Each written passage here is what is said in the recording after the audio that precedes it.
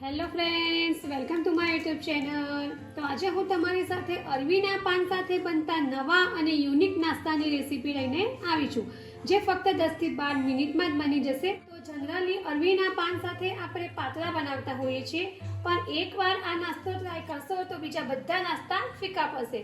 તો ચાલો આપણે શરૂઆત કરીએ અરવીના પાનના મુઠિયા બનાવવાની। એના માટે મેં અત્યારે અરવીના પાન લીધા છે, જેને મેં પાણીથી બરાબર વોશ કરી લીધા છે। ત્યાર પછી મેં ચણાનો લોટ લીધો છે, ત્યાર પછી મેં બાજરીનો લોટ લીધો છે, ત્યાર પછી મેં ગોળ અને આંબલીનો પલ્પ લીધો છે। ગોળ અને આંબલીને મેં ગરમ પાણીમાં થોડી વાર માટે પલાળી રાખ્યા હતા અને ત્યાર પછી આ ટાઈપનો મેં પલ્પ કરી લીધો છે।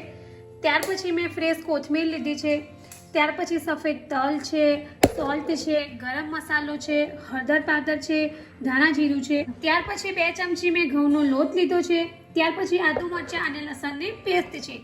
તો ચાલો આપણે શરૂઆત કરીએ અરવીના પાનના મુઠિયા બનાવવાની। તો સૌપ્રથમ આપણે અરવીનું પાન લઈશું, ત્યાર પછી અરવીના પાનમાં આ જે પાછળની નસ આવે છે એને આપણે ચપ્પુની મદદથી બહાર કાઢી લઈશું।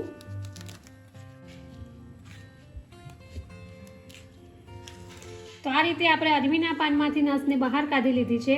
તો બીજા બધા પાનમાંથી પણ આપણે આવું જ કરી લઈશું। તો આ રીતે આપણે બધા જ અરવીના પાનમાંથી નસને બહાર કાઢી લીધી છે। પછી હવે આપણે અરવીના પાનને આ રીતે એકની ઉપર એક ગોઠવી દઈશું અને હવે આપણે વચ્ચેથી આ રીતે કટ લગાવી દઈશું, એટલે કે 2 ભાગ કરી દઈશું।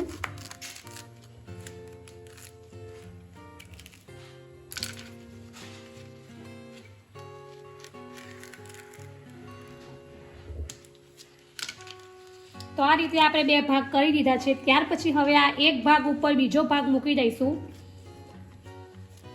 અને હવે આપણે આ રીતે અરવીના પાનને ગોળ રાઉન્ડ કરી દઈશું।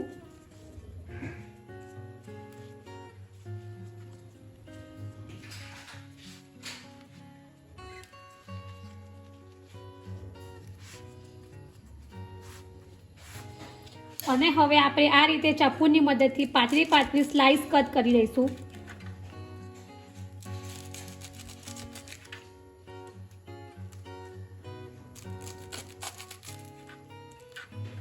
તો આ રીતે આપણે અરવીના પાનની સ્લાઇસ કરી લીધી છે।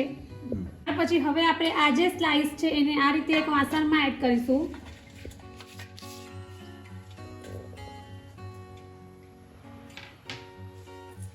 ત્યાર પછી હવે આપણે તેમાં આદુ મરચાં અને લસણની પેસ્ટ છે એ એડ કરીશું।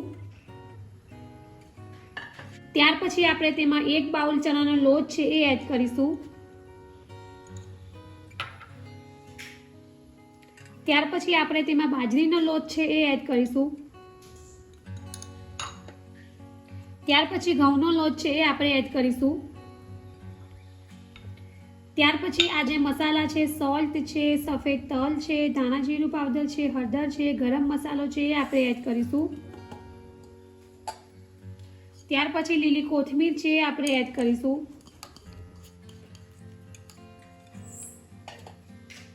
ત્યાર પછી હવે આપણે 2 ચમચી ઓઇલ એડ કરીશું।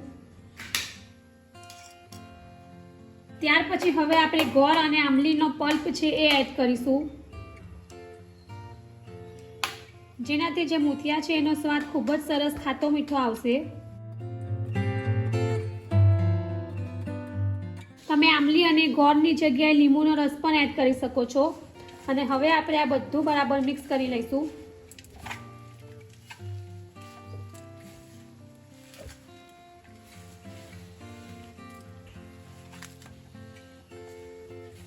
આ રીતે આપણે બધું બરાબર મિક્સ કરી લીધું છે। ત્યાર પછી હવે આપણે થોડું પાણી એડ કરીને મુઠિયા બનાવતા હોઈએ છીએ એવો જ લોટ બાંધી દઈશું।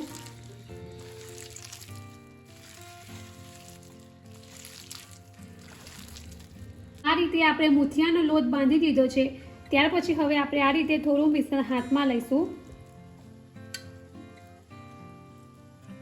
આ રીતે આપણે નાના મુઠિયા વાળી લઈશું। તો આ રીતે આપણે નાની સાઈઝના મુઠિયા બનાવી એના માટે મેં અત્યારે પહેલેથી જ ઢોકળાનું કુકરને ગરમ કરવા મૂકી દીધું હતું અને હવે આ જે જાળીવાળી પ્લેટ આવે છે તે લેવાની છે। તેને મેં આ રીતે તેલથી ગ્રીસ કરી લીધી છે અને હવે આપણે જે મુઠિયા બનાવ્યા છે એને આ રીતે આપણે મૂકી દઈશું। હવે આપણે મુઠિયાને સ્ટીમ કરવા માટે મૂકી દીધા છે। તો હવે આપણે કુકરનું ઢાંકણ ઢાંકીને હાઈ ફ્લેમ પર 10 મિનિટ માટે સ્ટીમ કરી લઈશું। તો લગભગ 10 મિનિટ થઈ ગઈ છે અને આપણા મૂઠિયા પણ સ્ટીમ થઈ ગયા છે. તો હવે આપણે ગેસ ઓફ કરી દઈશું અને હવે આપણે મૂઠિયા માટેનો વઘાર કરીશું. તમે જોઈ શકો છો કે સોડા કે ઈનોના ઉપયોગ વગર જ આપણા જે મૂઠિયા છે તે એકદમ સરસ જાળીદાર એવા બન્યા છે. તો હવે આપણે એનો વઘાર કરીશું. તો હવે આપણે મૂઠિયાનો વઘાર કરીશું. એના માટે ગેસ ઉપર કઢાઈમાં મેં થોડું ઓઇલ એડ કર્યું છે. ત્યાર પછી આપણે તેમાં થોડી રાઈ એડ કરીશું અને રાઈને આપણે થોડી શેકાવા દઈશું.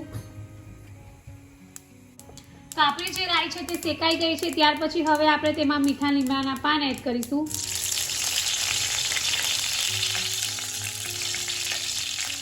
ત્યાર પછી હવે આપણે ઉપરથી થોડા સફેદ તલ એડ કરીશું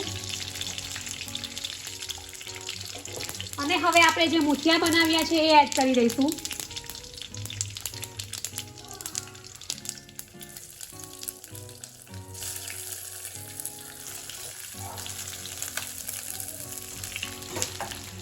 અને હવે આપણે બધી વસ્તુને એકદમ સરસ રીતે મિક્સ કરી દઈશું અને હવે આપણે 1 થી 2 મિનિટ માટે એને થોડા ક્રિસ્પી કરી લઈશું.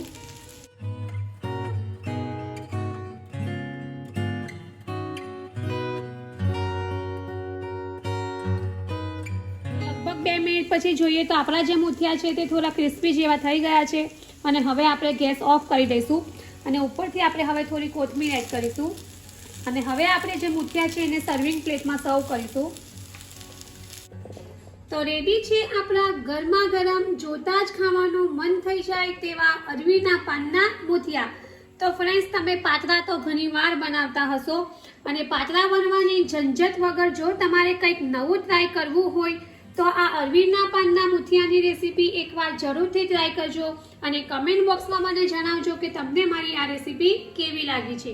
જો તમને મારી આ અરવીના પાનના મૂઠિયાની રેસીપી પસંદ આવી હોય તો મારી ચેનલને લાઈક અને શેર જરૂરથી કરજો અને આવી જ બીજી નવી રેસીપીઓ જાણવા માટે મારી ચેનલને સબસ્ક્રાઇબ કરવાનો ભૂલતા નહીં.